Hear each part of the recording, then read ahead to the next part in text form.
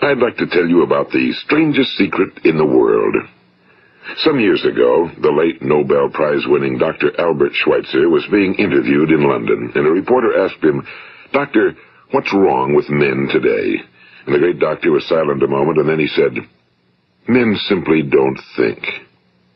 It's about this that I want to talk with you. We live today in a golden age. This is an era that man has looked forward to, dreamed of, and worked toward for thousands of years. But since it's here, we pretty well take it for granted. We in America are particularly fortunate to live in the richest land that ever existed on the face of the earth, a land of abundant opportunity for everyone. But do you know what happens? Well, let's take 100 men who start even at the age of 25. Do you have any idea what will happen to those men by the time they're 65? These 100 men who all start even at the age of 25 believe they're going to be successful. If you asked any one of these men if he wanted to be a success, he'd tell you he did. And you'd notice that he was eager toward life, that there was a certain sparkle to his eye, an erectness to his carriage, and life seemed like a pretty interesting adventure to him. But by the time they're 65, 1 will be rich. 4 will be financially independent. 5 will still be working. 54 will be broke. Now think a moment. Out of the 100, only 5 make the grade. Now why do so many fail? What has happened to the sparkle that was there when they were 25? What's become of the dreams, the hopes, the plans? And why is there such a large disparity between what these men intended to do and what they actually accomplished? When we say about 5% achieve success, we have to define success. And here's the best definition I've ever been able to find. Success is the progressive realization of a worthy ideal. If a man is working toward a predetermined goal and knows where he's going, that man is a success. If he's not doing that, he's a failure. Success is the progressive realization of a worthy ideal. Rollo May, the distinguished psychiatrist, wrote a wonderful book called Man's Search for Himself. And in this book he says, the opposite of courage in our society is not cowardice. It is conformity. And there you have the trouble today. It's conformity, people acting like everyone else without knowing why, without knowing where they're going. Now think of it. In America right now, there are over 18 million people 65 years of age and older. And most of them are broke. They're dependent on someone else for life's necessities. Now, we learn to read by the time we're 7. We learn to make a living by the time we're 25. Usually by that time, we're not only making a living, we're supporting a family. And yet by the time we're 65, we haven't learned how to become financially independent in the richest land that has ever been known. Why? We conform. And the trouble is that we're acting like the wrong percentage group, the 95 who don't succeed. Now, why do these people conform?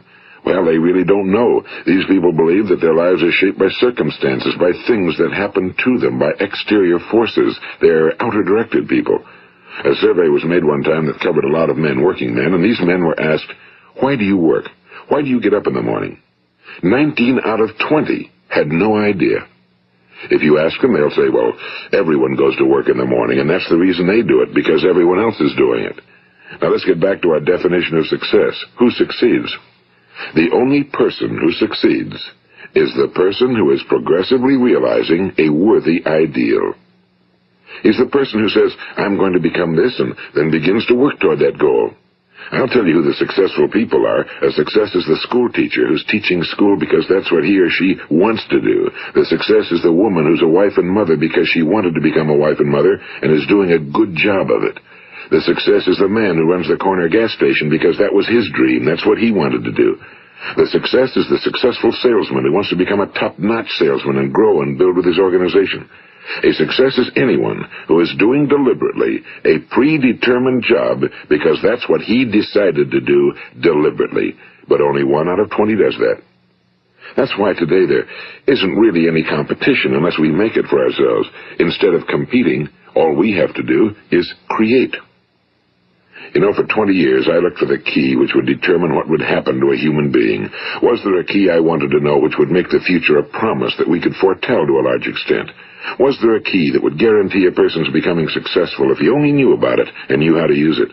Well, there is such a key, and I've found it. Have you ever wondered why so many men work so hard and honestly without ever achieving anything in particular, and others don't seem to work hard and yet seem to get everything? They seem to have the magic touch. You've heard them say that about someone. Everything he touches turns to gold. And have you ever noticed that a man who becomes successful tends to continue to become successful? And on the other hand, have you noticed how a man who's a failure tends to continue to fail? Well, it's because of goals. Some of us have goals, some don't. People with goals succeed because they know where they're going. It's that simple. Think of a ship leaving a harbor, and think of it with the complete voyage mapped out and planned. The captain and crew know exactly where it's going and how long it'll take. It has a definite goal. Now, 9,999 times out of 10,000, it will get to where it started out to get. Now let's take another ship, just like the first, only let's not put a crew on it or a captain at the helm. Let's give it no aiming point, no goal, no destination. We just start the engines and let it go. I think you'll agree with me that if it gets out of the harbor at all, it will either sink or wind up on some deserted beach, a derelict.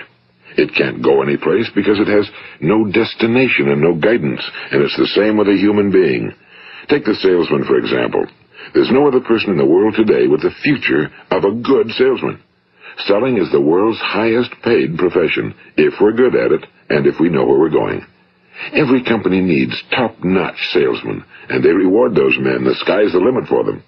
But how many can you find? Someone once said the human race is fixed, not to prevent the strong from winning, but to prevent the weak from losing.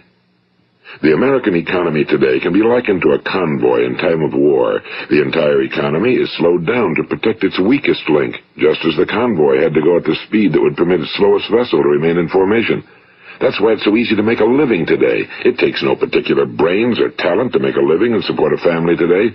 So we have a plateau of so-called security, if that's what a person's looking for.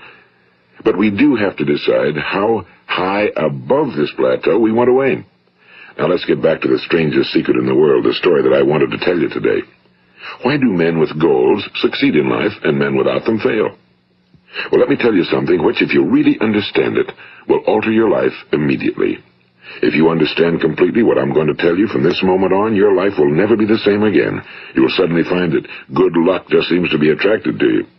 The things you want just seem to fall in line, and from now on you won't have the problems, the worries, the gnawing lump of anxiety that perhaps you've experienced before. Doubt, fear, well, they'll be things of the past.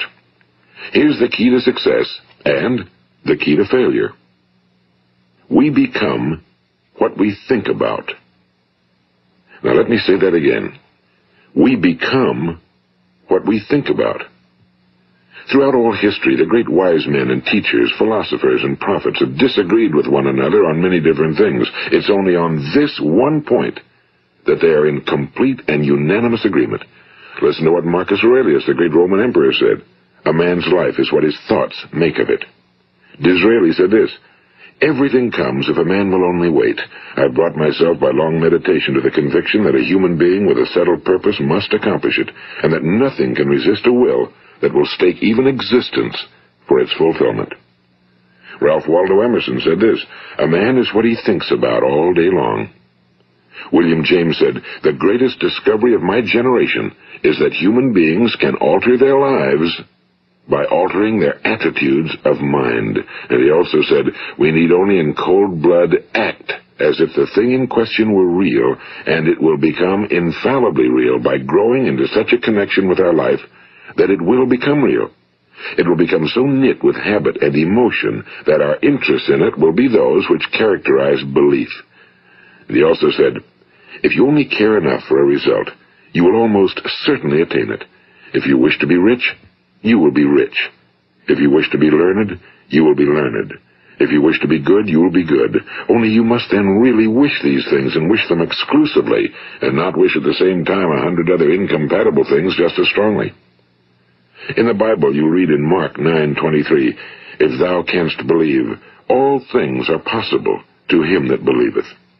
My old friend Dr. Norman Vincent Peale put it this way, this is one of the greatest laws in the universe. Fervently do I wish I had discovered it as a very young man. It dawned upon me much later in life, and I found it to be one of the greatest, if not my greatest discovery outside of my relationship to God. The great law, briefly and simply stated, is that if you think in negative terms, you will get negative results. If you think in positive terms, you will achieve positive results. That is the simple fact, he went on to say, which is at the basis of an astonishing law of prosperity and success. In 3 words, believe and succeed. William Shakespeare put it this way: our doubts are traitors and make us lose the good we oft might win by fearing to attempt. George Bernard Shaw said, people are always blaming their circumstances for what they are. I don't believe in circumstances. The people who get on in this world are the people who get up and look for the circumstances they want, and if they can't find them, make them. Well, it's pretty apparent, isn't it? And every person who discovered this for a while believed that he was the first one to work it out. We become what we think about. Now, it stands to reason that a person who's thinking about a concrete and worthwhile goal is going to reach it, because that's what he's thinking about, and we become what we think about. Conversely, the man who has no goal, who doesn't know where he's going, and whose thoughts must therefore be thoughts of confusion and anxiety and fear and worry, becomes what he thinks about. His life becomes one of frustration and fear and anxiety and worry. And if he thinks about nothing, he becomes nothing. Now, how does it work? Why do we become what we think about? Well, I'll tell you how it works as far as we know. Now, to do this, I want to tell you about a situation that parallels the human mind. Suppose a farmer has some land, and it's good fertile land. Now, the land gives the farmer a choice. He may plant in that land whatever he chooses. The land doesn't care. It's up to the farmer to make the decision. Now, remember, we're comparing the human mind with the land because the mind, like the land, doesn't care what you plant in it. It will return what you plant, but it doesn't care what you plant. Now let's say that the farmer has 2 seeds in his hand. One is a seed of corn, the other is nightshade, a deadly poison. He digs 2 little holes in the earth and he plants both seeds, one corn, the other nightshade. He covers up the holes, waters, and takes care of the land, and what will happen? Invariably the land will return what's planted. As it's written in the Bible, as ye sow, so shall ye reap. Now remember, the land doesn't care. It'll return poison in just as wonderful abundance as it will corn. So up come the 2 plants, one corn, one poison. Now, the human mind is far more fertile, far more incredible and mysterious than the land, but it works the same way. It doesn't care what we plant. Success, failure. A concrete, worthwhile goal, or confusion. Misunderstanding, fear, anxiety, and so on. But what we plant, it must return to us. You see, the human mind is the last great unexplored continent on Earth. It contains riches beyond our wildest dreams. It will return anything we want to plant. Now, you might say, well, if that's true, why don't people use their minds more? Well, I think they figured out an answer to that one, too. Our mind comes as standard equipment at birth. It's free, and things that are given to us for nothing we place little value on. Things that we pay money for, we value. The paradox is that exactly the reverse is true. Everything that's really worthwhile in life came to us free. Our minds, our souls, our bodies, our hopes, our dreams, our ambitions, our intelligence, our love of family and children and friends and country, all these priceless possessions are free. But the things that cost us money are actually very cheap and can be replaced at any time. A good man can be completely wiped out and make another fortune. He can do that several times. Even if our home burns down, we can rebuild it. But the things we got for nothing, we can never replace. The human mind isn't used because we take it for granted. Familiarity breeds contempt. It can do any kind of job we assign to it, but generally speaking, we use it for little jobs instead of big, important ones. Universities have proved that most of us are operating on about 10% or less of our abilities. So decide now, what is it you want? Plant your goal in your mind. It's the most important decision you'll ever make in your entire life. What is it you want? Do you want to be an outstanding salesman? A better worker at your particular job? Do you want to go places in your company? In your community? Do you want to get rich? All you've got to do is plant that seed in your mind, care for it, work steadily toward your goal, and it will become a reality. It not only will, there's no way that it cannot. You see, that's a law, like the laws of Sir Isaac Newton, the laws of gravity. If you get on top of a building and jump off, you'll always go down. You'll never go up, and it's the same with all the other laws of nature. They always work. They're inflexible. Think about your goal in a relaxed, positive way. Picture yourself in your mind's eye as having already achieved this goal. See yourself doing the things you will be doing when you've reached your goal. Ours has been called the phenobarbital age, the age of ulcers and nervous breakdowns and tranquilizers. At a time when medical research has raised us to a new plateau of good health and longevity, far too many of us worry ourselves into an early grave, trying to cope with things in our own little personal ways, without learning a few great laws that will take care of everything for us. These things we bring on ourselves through our habitual way of thinking. Every one of us is the sum total of his own thoughts. He is where he is because that's exactly where he really wants to be, whether he'll admit that or not. Each of us must live off the fruit of his thoughts in the future, because what you think today and tomorrow, next month and next year, will mold your life and determine your future. You're guided by your mind.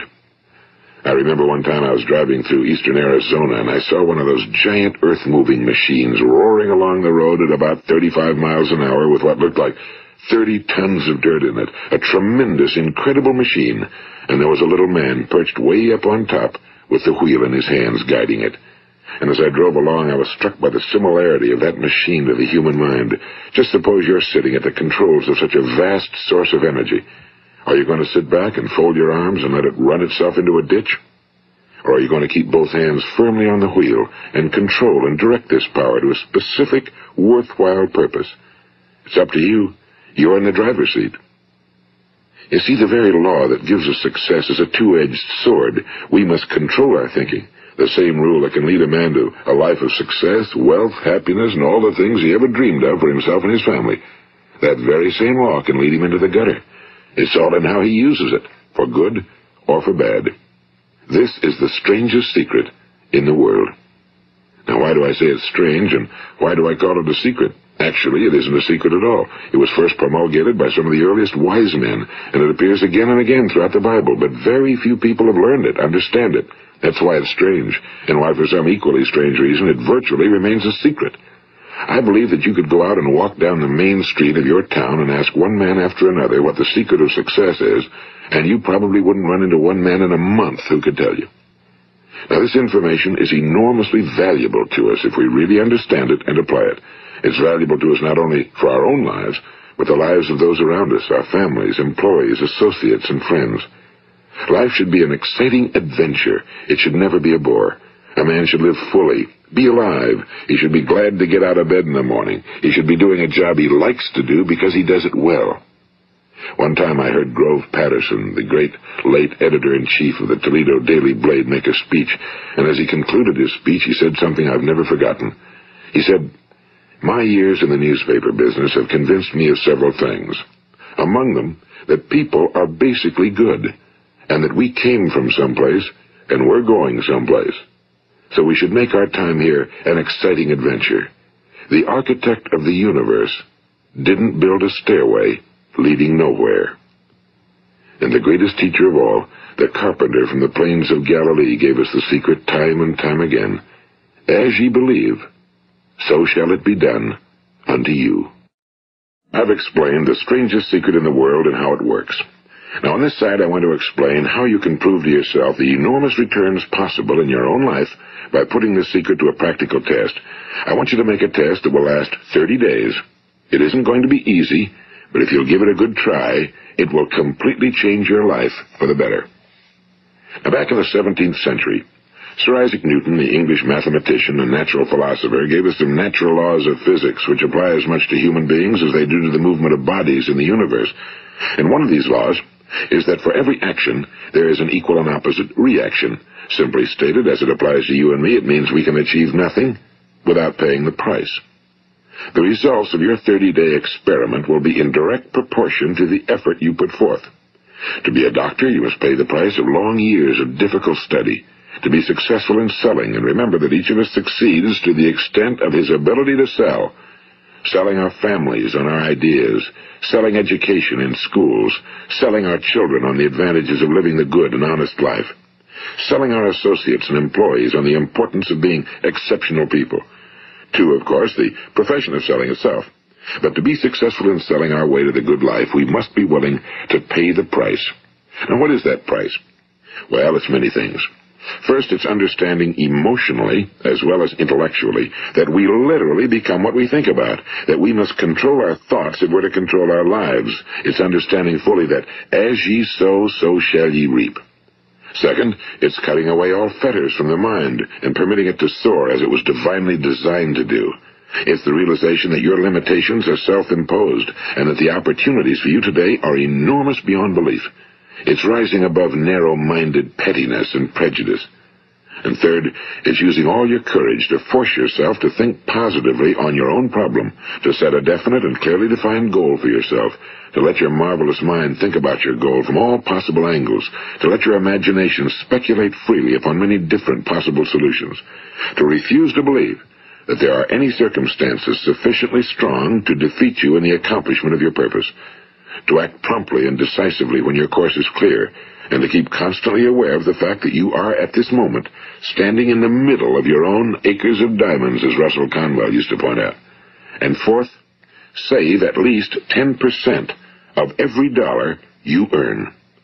It's also remembering that no matter what your present job, it has enormous possibilities if you're willing to pay the price.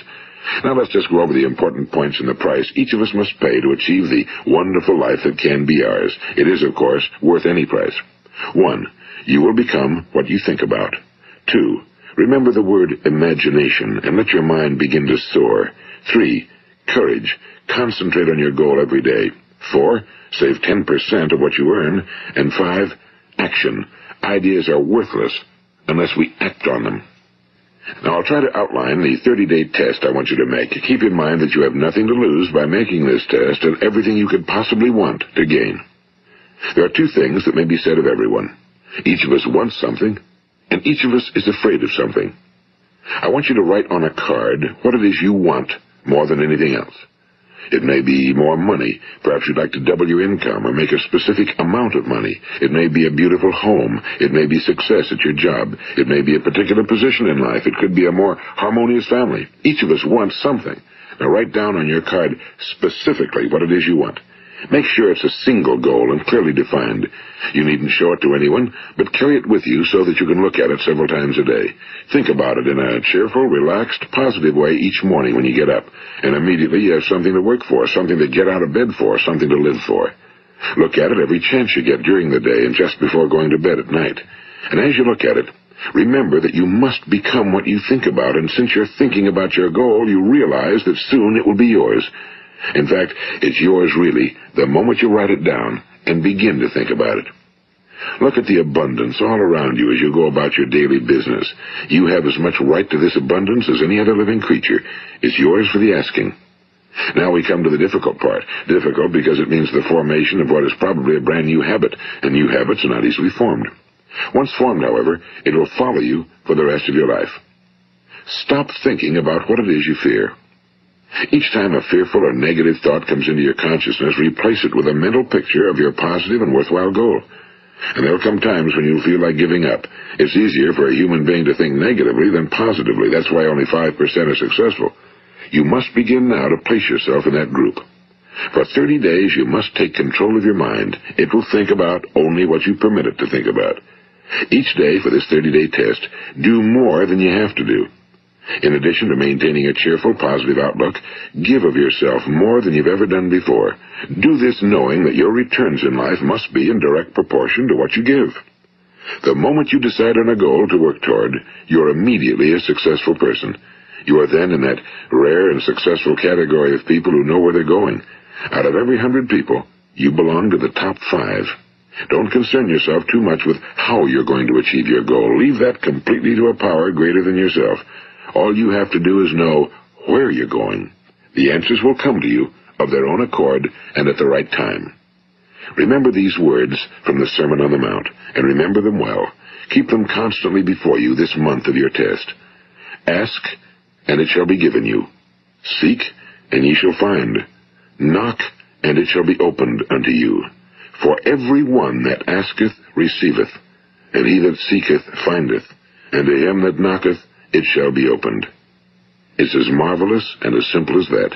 In fact, it's so simple that in our seemingly complicated world, it's difficult for an adult to understand that all he needs is a purpose and faith. For 30 days, do your very best.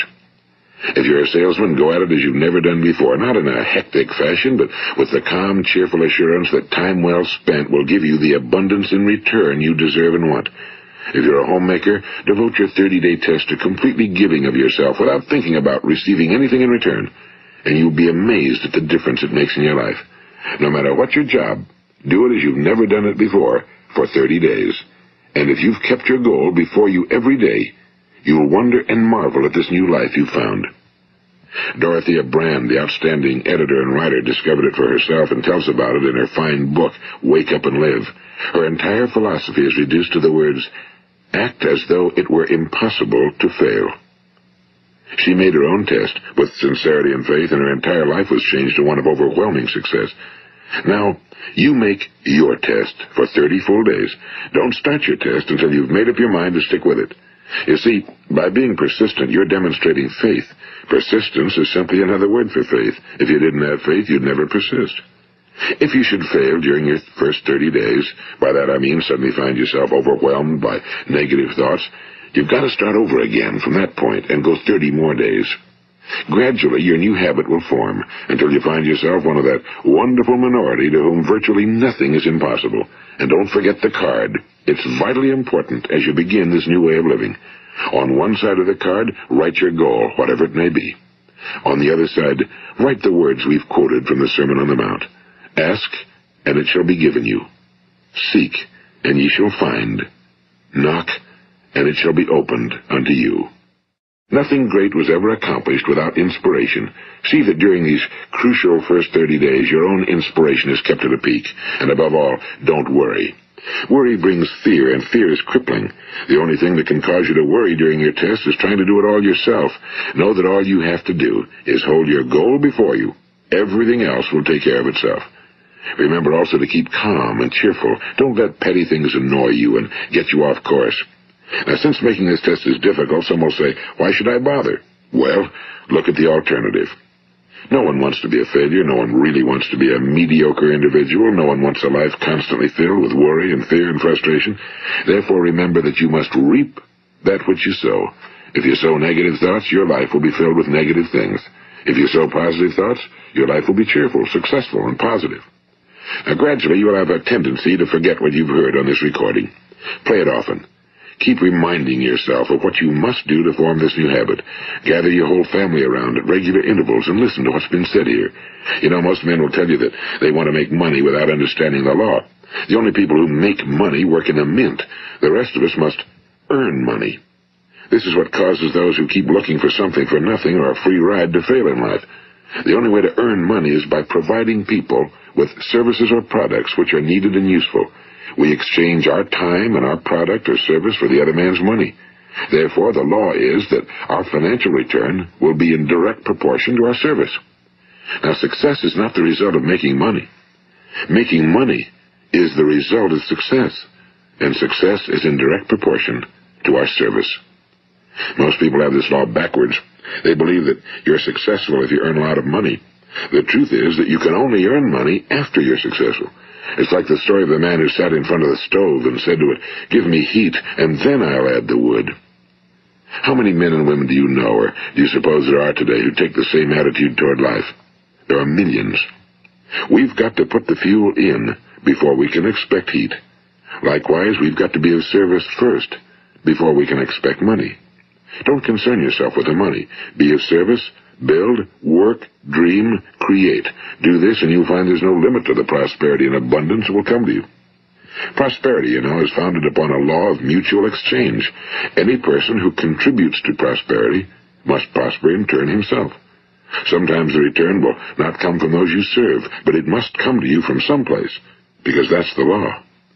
For every action, there is an equal and opposite reaction. As you go daily through your 30-day test period, remember that your success will always be measured by the quality and quantity of service you render, and money is a yardstick for measuring this service. No man can get rich himself unless he enriches others.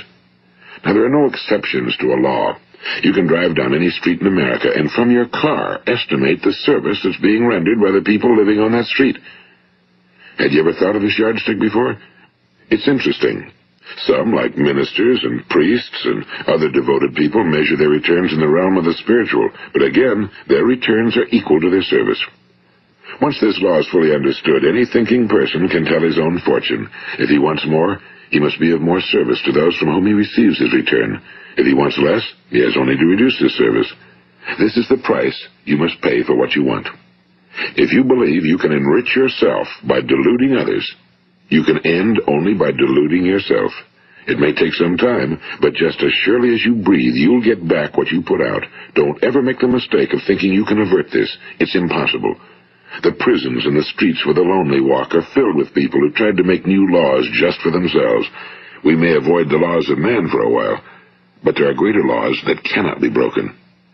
An outstanding medical doctor recently pointed out 6 steps that will help you realize success. 1. Set yourself a definite goal.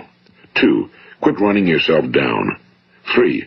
Stop thinking of all the reasons why you cannot be successful and instead think of all the reasons why you can. 4. Trace your attitudes back through your childhood and try to discover where you first got the idea you couldn't be successful, if that's the way you've been thinking. 5. Change the image you have of yourself by writing out a description of the person you would like to be. And 6. Act the part of the successful person you have decided to become. The doctor who wrote those words is a noted West Coast psychiatrist, Dr. David Harold Fink. Do what the experts since the dawn of recorded history have told you you must do. Pay the price by becoming the person you want to become. It's not nearly as difficult as living unsuccessfully. Make your 30-day test, then repeat it again, and each time it will become more a part of you until you'll wonder how you could ever have lived any other way. Live this new way and the floodgates of abundance will open and pour over you more riches than you may have dreamed existed. Money? Yes, lots of it. But what's more important, you'll have peace. You'll be in that wonderful minority who lead calm, cheerful, successful lives. Start today. You have nothing to lose, but you have a whole life to win. This is Earl Nightingale, and thank you.